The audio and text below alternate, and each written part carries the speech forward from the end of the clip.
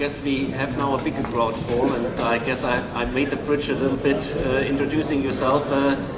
It's not the first time Paul is on stage. We have, of course, Acsys, Lasertechnik, since many technical forums. This is the 10th technical forum, and I guess you joined us in many technical forums. And you always had a topic of new innovations and of new ideas. And we're looking forward to your presentation, Paul. The floor is yours. And please give Paul a big hand and a warm applause. Being the first one after the break is not easy. Good afternoon, everyone. Thank you, Peter and Thomas. Congratulations on your 10th anniversary. So, thank you very much. Warm welcome from Acsys Lasertechnik. I'd like to go through a presentation today where we compare 3 different laser sources: the Nanosecond, the UV and the Picosecond laser.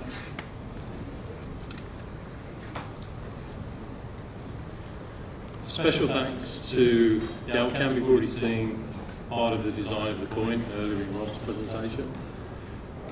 This actual design was done by, I believe, one of their students in his first few weeks of learning the software. So, yeah, special thanks to Delcam. And also to Stefan Gross from the Fraunhofer Institute for the use of their facilities. So, yeah, thank you.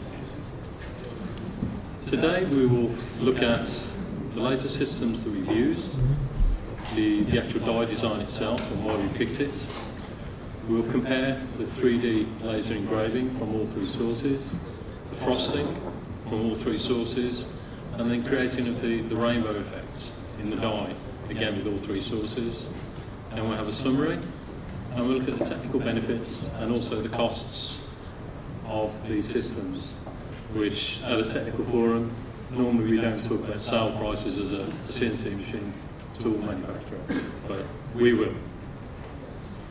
The first system we used was for the nanosecond laser with a 1064 wavelength. And this was our Piranha Micron. We call it a 2014 design, but it's from 2013 to 14. It's only minor changes, maybe software changes. With this particular machine, we have a high definition and high resolution scanning module. It has direct drives, linear drives, and it also has direct granic construction on all axes, and of course our LAS live adjust camera system, which we've talked about in previous years. The second system with the UV laser with a wavelength of 355 nanometers. This is our Piranha 3S. It's a 2013 design. It's very flexible, and again, camera system. And finally, the Picosecond laser we used. This is our Orca Micron 2014 design with a 532 nanometer wavelength. Other wavelengths are available. It's just down to the customer's choice of application and the results they want. This also has a high resolution scanning system on the machine, direct drives as before, direct granic mountings for all axes, very accurate. But this machine also has a second laser source fitted, which is a nanosecond fiber laser, and of course it has our camera system. As I said, and Rob mentioned, we picked this design. We liked the textures, the depth of the text, and we could see areas on this that we could actually apply our painted frosting technique. Thank you. The material we used was Calmax steel. It was very homogeneous, so very good for the rainbow effect. Here we can see a slide comparing the die after each 3D engraving. So from left to right we have the nanosecond fiber laser, the UV laser, and obviously the Picosecond. As you can see, with first 2, the UV and also the nanosecond, we have some slight residual deposits, some smoke deposits. With the picosecond laser, you can see it's a pretty clean die from the results. Processing time for the nanosecond is about 70 hours. The UV laser was approximately 5 times longer than this, and the picosecond was approximately double the time. But these times are not really production times, these are just testing times. This slide now shows the same die after ultrasonic cleaning. You can see from left to right, we can see a visible edge melt burr on the lettering. The second one, it's improved, and on the picosecond, there are very smooth contours, no burr, very little deposits. Picosecond gives us a very smooth surface and picking up extremely fine details, finer details that certain CNC milling machines cannot pick up. Then we looked at creating the rainbow effects and frosting on the die. The pink areas that you can see here, this is where we applied the rainbow effect. We have a Mobius strip, which is a continuous line.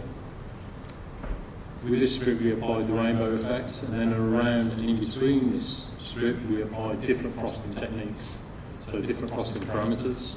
And again they're depicted here with different colours. And the size of the actual circle where the frosting took place was about 4 millimeters, and this was a live image taken from the machine. Comparison of the frosting, as you can see from all 3 laser sources, they're almost identical.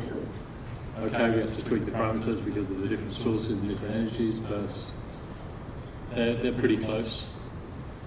And this is also reproducible from one die to the next, down to our patented frosting technique that we apply to the dies. Next we looked at the rainbow effect. As you can appreciate, trying to capture this with artificial light is very difficult to capture it in an image, so I think Tilo, our marketing guy, has done a great job in being able to see this.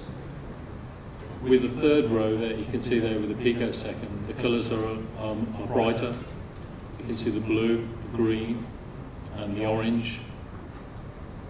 And this is very good with the picosecond. With the fibre laser and the nanosecond, we can still see this, and also the UV laser, we can still see these effects.